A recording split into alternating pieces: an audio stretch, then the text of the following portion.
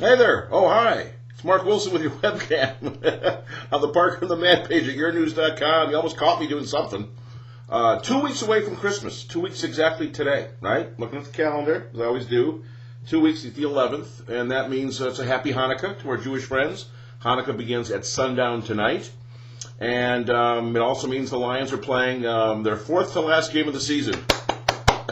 It'd be better if it was their last game of the season. A little preview of the Lions and Ravens today. There's not much history between those two. If you go back in time, you've got two games.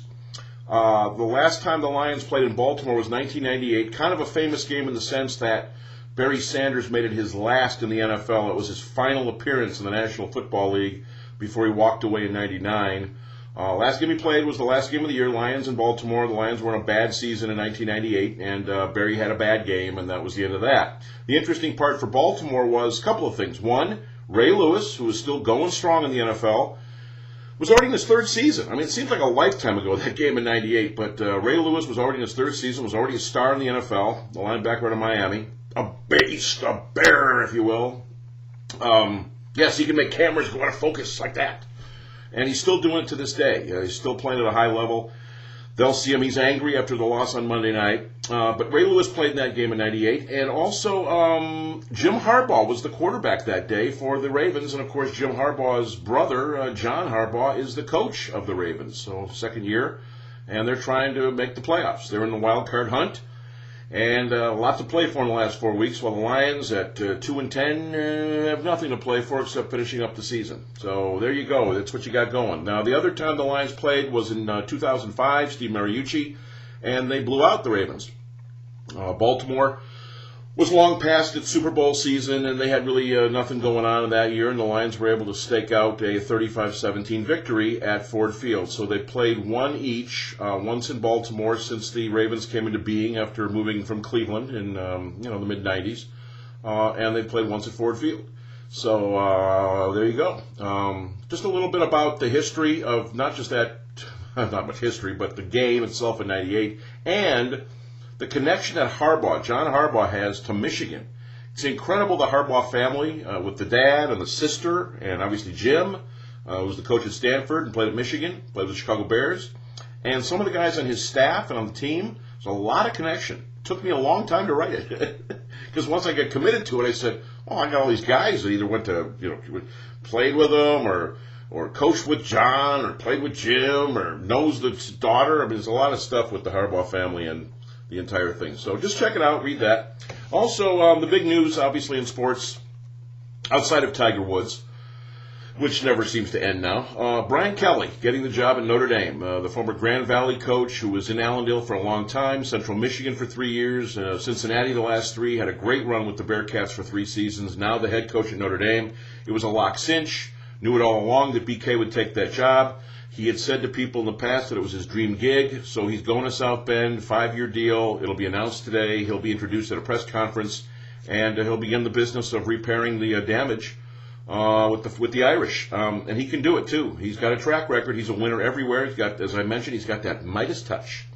And Kelly, is going to bring some people with him that a lot of you people from Mount Pleasant, if you're watching this from Mount Pleasant right now, go out of focus. We'll remember.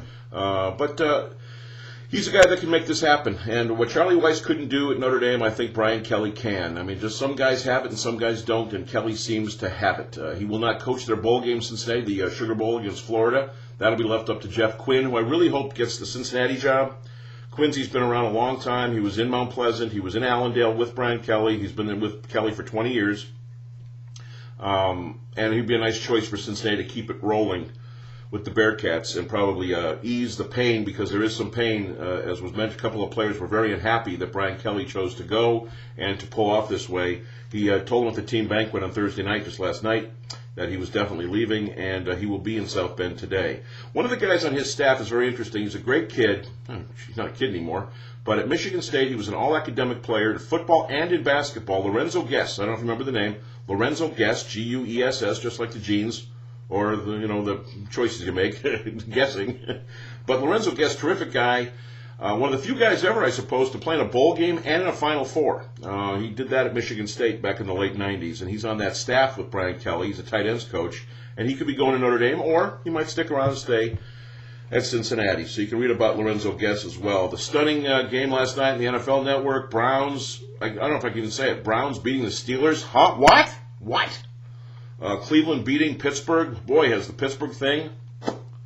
They might not get a chance to defend that Super Bowl championship. Right down the tubes as they fall to 6-7. Ben Roethlisberger, no excuses, he played. It wasn't Dennis Dixon or anybody else. It was Roethlisberger. Sacked 8 times by the Browns. Browns' second win of the season. Beating Pittsburgh. Didn't see coming. Pistons had a great night, beating Chauncey Billups and the Denver Nuggets. Chauncey was back, Mr. Big Shot. Had the big shot at the end, although it was a lay-in. Missed it.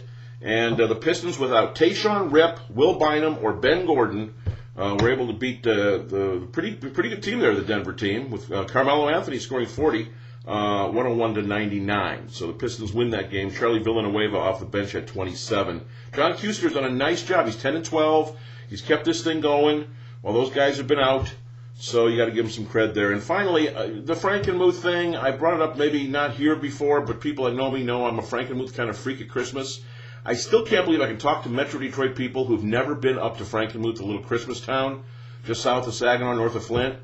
It's so easy. I-75, exit 136, you take a right by Birch Run, and you go down the street, take another left, and you're there in no time. Bronner's and Zender's and the Bavarian Inn and Rouse, little store, and all that stuff. If you like Canterbury Village out in Lake Orion, you like going to the Henry Ford stuff around Christmas time or seeing the lights, you're going to love Frankenmuth if you still have not been up there. I can't believe how many people I talk to that said they've never made that migration north. Never done it. Perfect time for it. Here we are, the 11th. You got plenty of time. You got 2 weeks before Christmas, and of course that stuff's open all year around up there.